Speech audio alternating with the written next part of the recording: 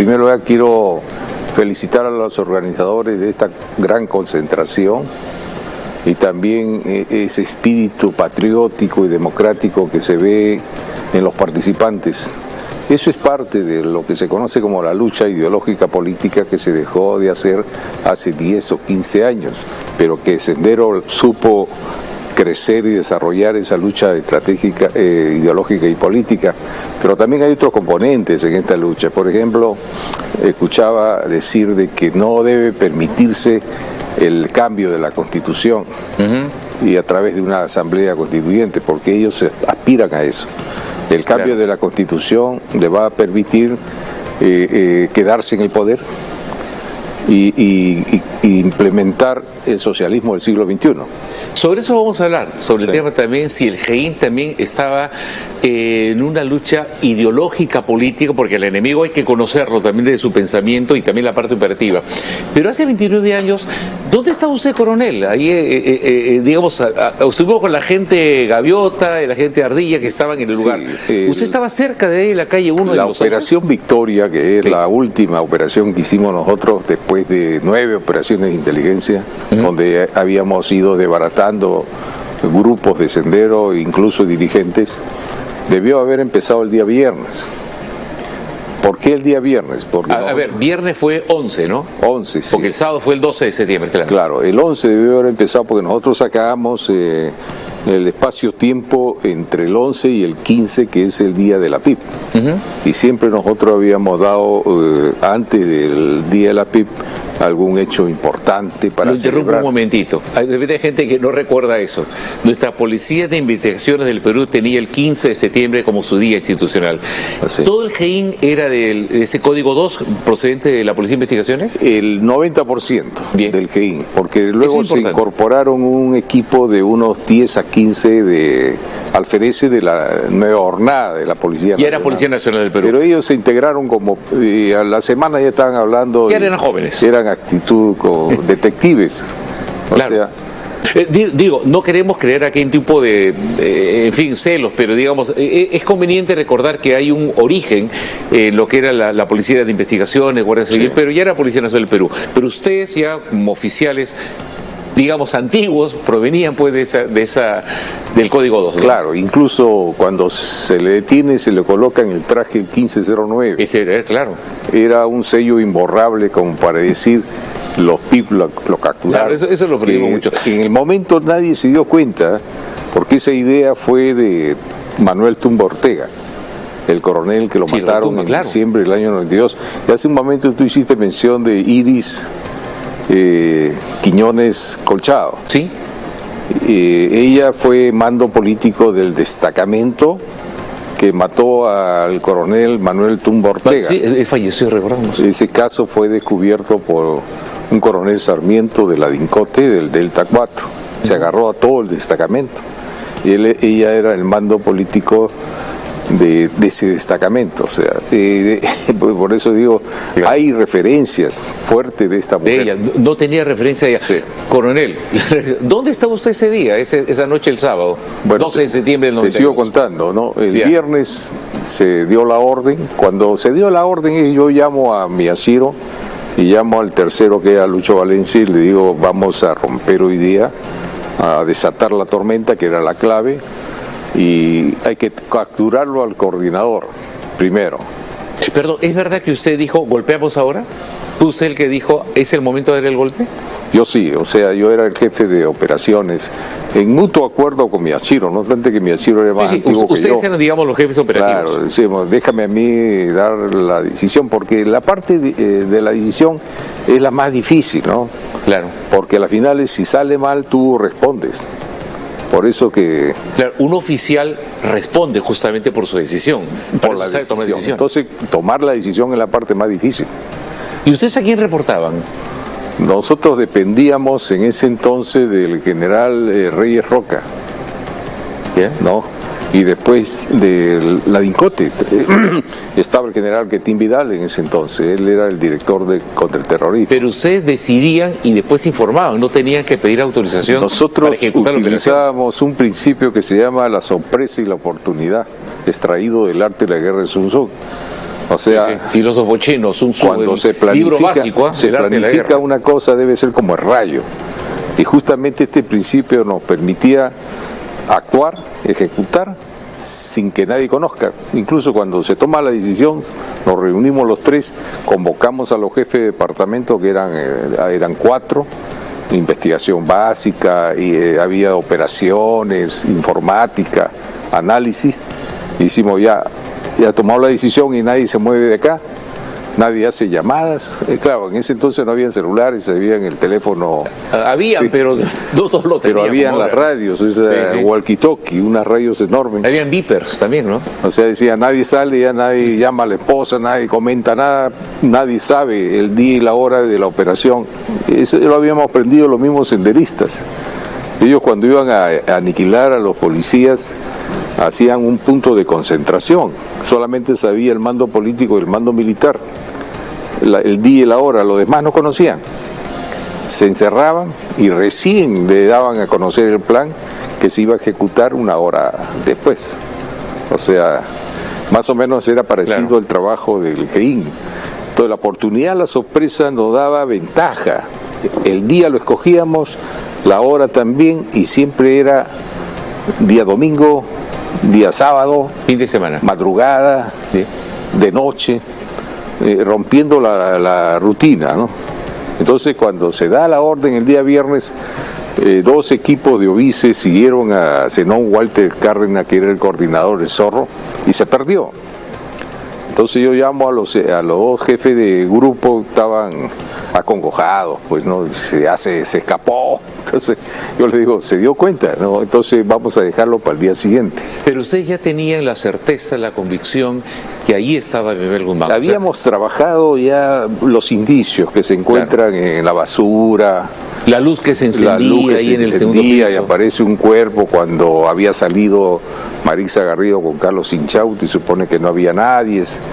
Importante la basura que éramos, claro, había que analizaron medicinas, comida, el tipo de comida, y los cigarrillos incluso eran igual, y un documento que hablaba del tercer pleno del Comité Central después del primer Congreso, en clave. Nosotros lo desciframos y el manuscrito, la letra era de Miriam, Elena Martínez. De Elena Iparraguirre. ¿Por qué teníamos de ella? Porque ya habíamos hecho una operación un año antes, claro, anterior, y habíamos reunido también basura, indicios en la basura. Coronel, lo interrumpo un momento, pero no me dijo, ¿dónde estaba usted en ese momento? ¿Estaba en algún punto lejano coordinando? Estábamos en la fortaleza. La fortaleza era lo que ahora es la DININCRI. En la Avenida España. La Avenida España. Ya. En el segundo y tercer piso eran las oficinas del GEIN. O sea, cuando se da la orden el día sábado ya de capturarlo al coordinador, lo traen a la base. O sea, y comprobamos de que él era, digamos, su nombre no era como él mencionaba, él era Zenón Walter Vargas Cárdenas, camarada Arturo, que lo habían traído del Comité Regional del Centro como su responsable, hacerse cargo de un puesto de una Angélica Sala de la Cruz que estaba quemada prácticamente. Cuando se quema un dirigente, traen a otro. Él era importante porque recibía los informes de los comités regionales y lo entregaba a Carlos Sinchausti para que le dé a la dirección central, que era Gonzalo y Miriam. Entonces dejamos para el sábado el golpe, en buena hora. ¿Sabes por qué? Porque siempre se da la casualidad y el azar en las operaciones. Cuando estoy leyendo el libro de Antonio Zapata, hablan los derrotados o vencidos, sí, creo, sí, Antonio es el historiador, donde él entrevista a Miriam, a Elena Iparraguirre en la cárcel, le entrevista varias veces, casi como 29 entrevistas, le hace esa pregunta: ¿cómo fue la captura el día sábado? Y la Miriam le dice: esa mañana entró María Pantoja Sánchez y Laura Zambrano para una reunión del Buró Político. Entonces, fíjate cómo es la casualidad. Si nosotros golpeamos el viernes, no íbamos a encontrar, claro. A María Pantoja. Ahí, pues. Claro, las dos estuvieron ellas ahí cayeron porque eran miembros del Buró Político. Ahí cayó Elena Iparraguirre, la María Pantoja y Laura Zambrano. que eran mujeres de importancia, porque la Mandía Pantoja era responsable de todo el Comité Regional del Sur y la Laura Zambrano del Comité Metropolitano. Se reunían para una reunión del Buró Político. Entonces fíjate, en buena hora que el golpe fue el sábado. Cuando se trajo al coordinador eran como las 2 de la tarde más o menos.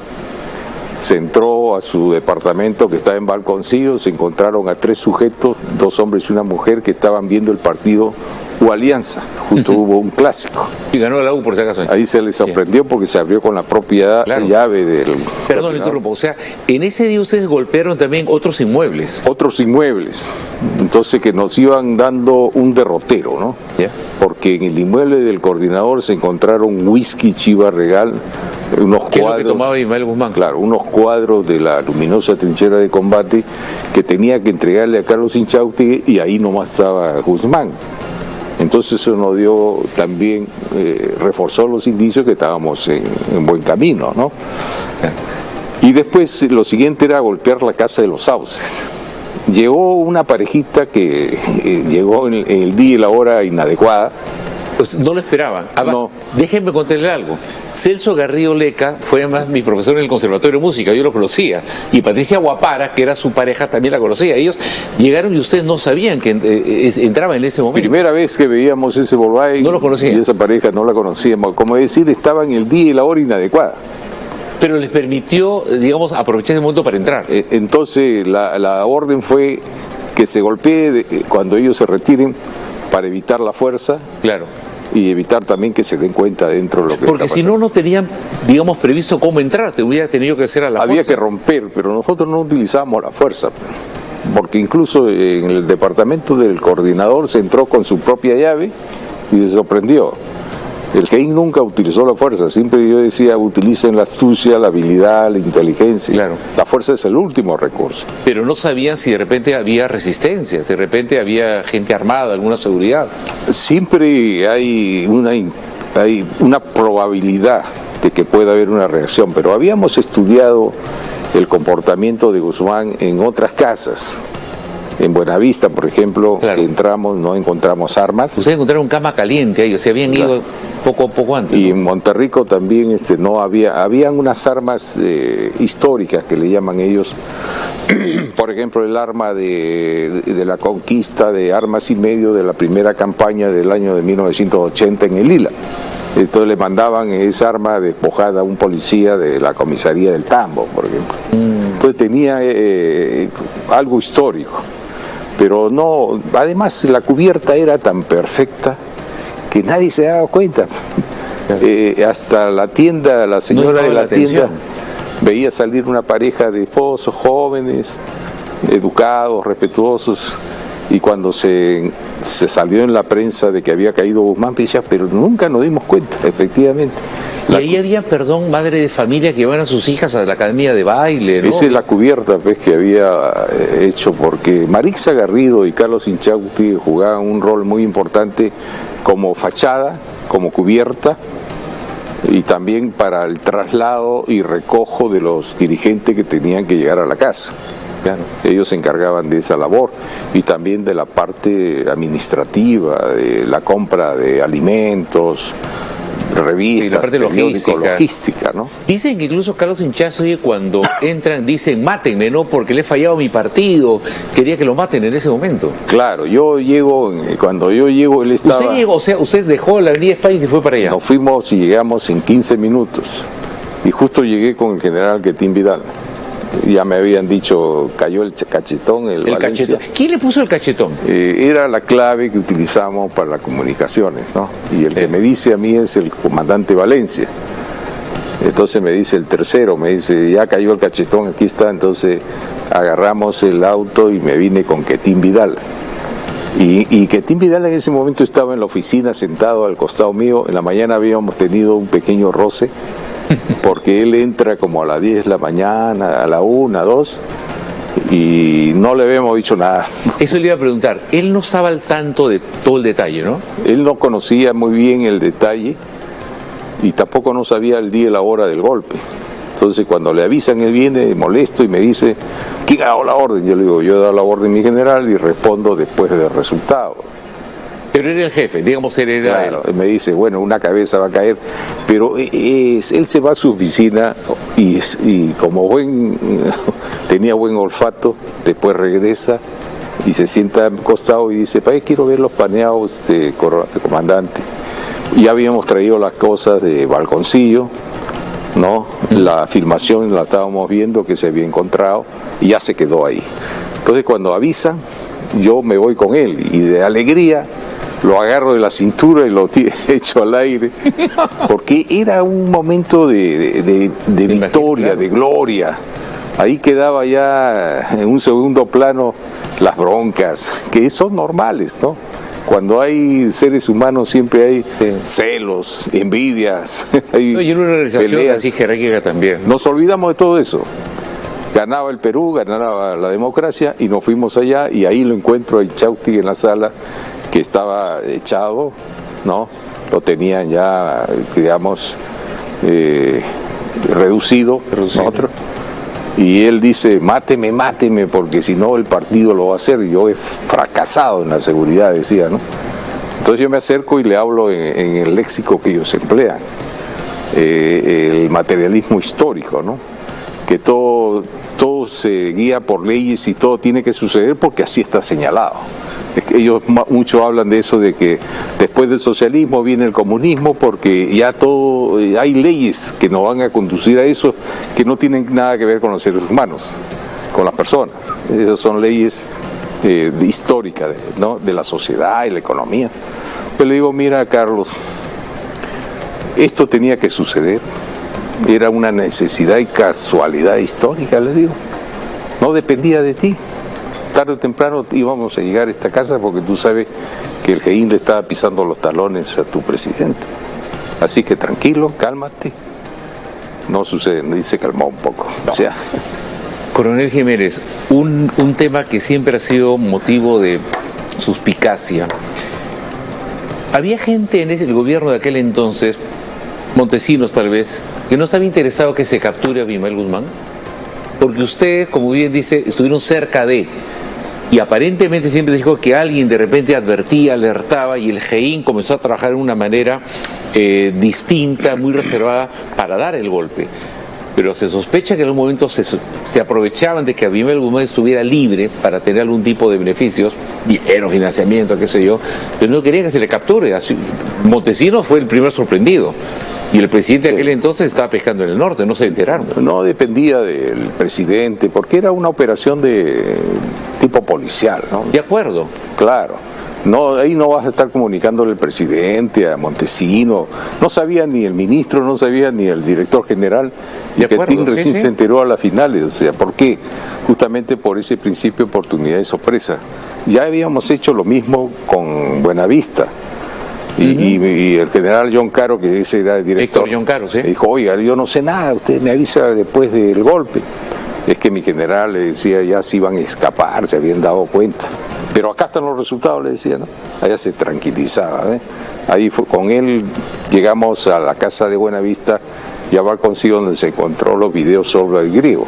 ¿Eso fue en Buenavista o en Balconcillo, el sobre el griego? En Balconcillo se encontraron 4 cajas que contenía, digamos, lo más valioso para el líder, que estaban ahí los documentos del primer congreso originales, habían cartas de sujeción y estaban regalos, algunas joyas históricas más que todo, y estaban 4 videos V8, ese formato antiguo, donde estaba sobre el griego, el sepelio de Nora.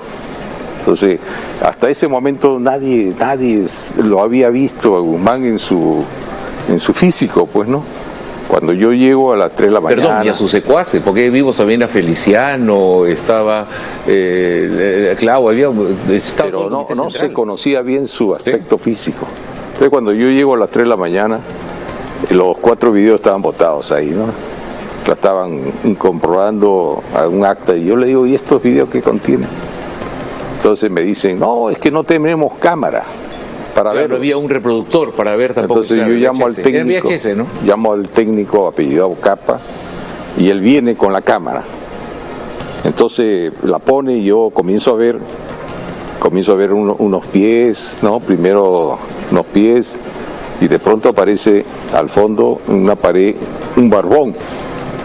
Ese aquí estaba de azul, ¿no? ¿Y quién es este? El cachetón. Pero y la gente lo adoraba de rodillas. Señor presidente, le decían presidente, y arriba había una banderola que decía honor y gloria a la camarada Nora. Entonces Nora, que era la ex esposa que falleció de Miguel Guzmán, ¿no? Porque el Congreso, Augusta Latorre. Todo eso era el primer Congreso que se llevó a cabo entre el 88 y 87, 88, 89, y justo Nora falleció en noviembre del 88. Entonces esa era la clausura del primer Congreso, y ya estaban despidiéndose todo el Comité Central. Incluso estaban alegres, se habían tomado su vinito, estaban cantando. Y eso de sobre el griego, yo le pregunté una vez a una de ellas, le digo, ¿y quién fue la idea de poner sobre el griego? Entonces, como estaban poniendo música, Jovanka Pardavé, que es miembro del Comité Central, tenía un cassette y lo pusieron. Sobre el griego, es una danza griega, sirtaki se conoce, y comenzaron a bailar. No era que ellos profesamente lo pusieron, sino que Jovanka lo tenía en el cassette y lo pusieron. Y ahí se quedó sobre el griego el video, ¿no? Ahí viene el nombre de sobre el griego. Sí. Pero ese video, por ejemplo, una consigna de Sendero, que es realizar el segundo Congreso, desde el año 93. Entonces, el primer Congreso se hizo, el único, 88-89. ¿Por qué quieren hacer el segundo Congreso? Desde el año 93 buscaban ese objetivo. ¿Por qué? Porque tienen que nombrar un nuevo Comité Central. El Comité Central histórico está diezmado, o sea, presos, algunos murieron. Debe haber un Comité Central provisional. Necesitan hacer un segundo Congreso, pero no podían hacerlo porque Guzmán estaba vivo, estaba preso, porque él seguía siendo el presidente del partido, del Ejército y la República Popular de Democracia. Él tenía varios cargos, o sea, claro. Y esas reuniones eran presenciales. Así es, pero después que salió sobre el griego, él dispuso de que ya no va a haber ya ese tipo de reunión multitudinaria con todos, sino va a ser por partes. Por eso que en los Sauces él se reunía con Comité Regional del Norte y se iban, Comité Regional del Sur y se iban. Claro. O sea, porque ya no quería tener esa falla, esa debilidad. Para que nos entienda la gente que nos ve, Los Sauces es la casa de Surquillo donde lo capturaron, sí. Cuando hablamos de Los Sauces. Ahora, yo le insisto en algo, coronel Jiménez, porque Vladimiro Montesinos se sorprendió, se molestó mucho cuando lo capturaron.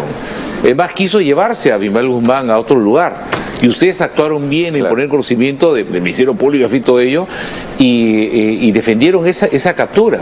Bueno, pero, mira, o sea, por eso le digo, se había suficacia, es decir, no se quería que se capture a Guzmán. Bueno, nosotros con Montesinos y el CIN ya habíamos roto palitos. Ya estaban enfrentados. Desde el momento que yo le digo a un grupo de analistas del CIE que se vayan, ya habían hecho un análisis, un manual, y que se vayan, ¿no? Ellos querían insertarse en el GEIN y trabajar con nosotros. Y después ya más adelante se convirtieron en el Grupo Colina. O sea, fíjate, si yo hubiese aceptado en ese momento, entonces eso molestó a Vladimiro Montesinos y al general. Y se activó al GEIN posteriormente, además ustedes lo cambiaron. Nosotros ya los palitos estaban rotos. El que más bien debía avisar es Quetín Vidal, porque él lo asciende a general y lo envía a la DINCOTE como segundo y luego entra como primero. Él tenía una deuda con Vladimiro, por eso es que cuando... Ellos habían sido compañeros de estudios en algún momento. Por eso es que cuando nosotros nos dirigíamos en los 15 minutos a la casa, mi primera pregunta es ¿en qué momento lo va a llamar? Nunca lo llamó. O sea, nunca lo llamó, entonces... La recriminación es contra él, no con el GEIN, ¿no? Pero a la final nosotros pagamos pato, pues. Bien. Ya el año 93 se desintegró, a mí me mandaron a estudiar porque dijeron, ya el terrorismo ya se acabó ya, vaya usted a enseñar a la escuela, o sea, Ellos tenían esa idea de que con la captura ya se había acabado y no se había dado la victoria completa que se da en 3 campos, militar, ideológica y políticamente. O sea, era una victoria pírrica. Y lamentablemente nosotros descuidamos esa parte ideológica y política y ahora vemos los resultados. Senderos prácticamente ya está en el gobierno, ocupando cargos. Claro, pero no como ellos lo pensaron, porque hay que explicar. Cuando uno dice marxista, leninista, maoísta, el marxismo fue como 60 años anterior a la Revolución Rusa. El leninismo es más o menos la adaptación del marxismo a la percepción de la clase obrera. Y el maoísmo es el tema del campo a la ciudad, de los campesinos. Claro. El pensamiento Gonzalo, con perdón de los Gonzalo, no sé por qué le puso ese apelativo, era más bien adaptarlo al país y no tanto tomar el poder, porque era más bien producir terror, atentar contra el Estado y la sociedad. O sea, ideológicamente, imagino que ustedes estudiaron ese tema ideológico-político, ¿cómo entender esa metodología contra el pueblo que decían defender? ¿Cómo entender realmente ese ataque a civiles, a poblaciones enteras? Ellos tenían, bueno, ellos tenían 4 formas de lucha, que hasta ahora la tiene el grupo del BRAI también, ¿no? Esas 4 formas de lucha para la conquista del poder era el sabotaje, el aniquilamiento selectivo. Voladura de torres, atentado contra... Claro, el aniquilamiento selectivo ya, de la reacción y las fuerzas vivas de... Ellos le llaman reacción a los miembros de la Fuerza Armada y Policía Nacional y a las cabezas negras también, que eran los dirigentes de los comités de autodefensa. Cabezas negras le llamaban, o sea, eliminar a esa gente. Y después tenían el otro combate guerrilleros, eran las emboscadas y los asaltos que hacían en el campo y en la ciudad, y después la agitación y propaganda armada. El aniquilamiento selectivo era una forma de lucha de ellos, ¿no? Creación de Guzmán.